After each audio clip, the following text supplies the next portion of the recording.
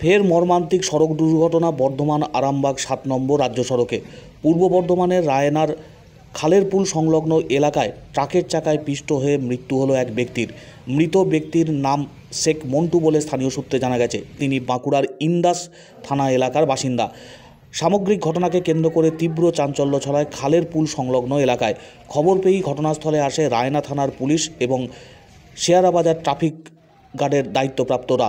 বেশ কিছুক্ষণ যানবাহন চলাচল ব্যাহত হয় রাস্তায়। পরবর্তী সময়ে পুলিশের হস্তক্ষেপে নিয়ন্ত্রণে আসে পরিস্থিতি। স্থানীয় সূত্রে জানা গেছে, কাজ সেরে বাড়ি ফিরছিলেন শেখ মন্টু মোটরবাইকে করে।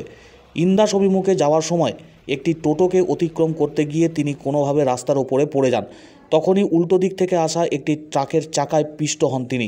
ঘটনাস্থলেই মৃত্যু হয় বলে প্রত্যক্ষদর্শীরা জানিয়েছেন। ঘটনার জেরে তীব্র চাঞ্চল্য ছড়ায় এলাকায়, থমকে যায় যানবাহন চলাচল।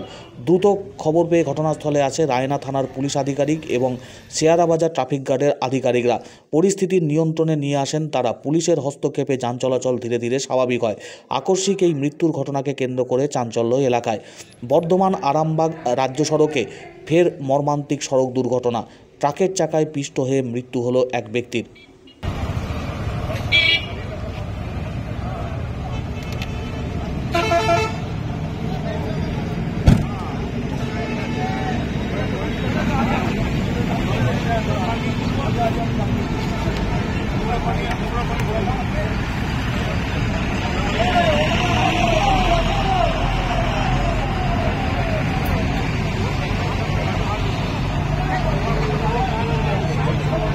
থেকে কিছুটা দূরে বা মাঝখানটার সামনে যে পেট্রোল পাম্প আছে, ইন্ডিয়ান পেট্রোল পাম্পের মাঝখানে, ওনার বাড়ি হচ্ছে পুজুর গ্রামে। তার নাম শেখ মন্টু, ইন্দাস বিধানসভায় ওনার বাড়ি। একটি 12 চাকা লরির সাথে হ্যাঁ উনি বাড়ি যাচ্ছিলেন। ওনার সেই অবস্থায় কিন্তু এই দুর্ঘটনাটি ঘটে।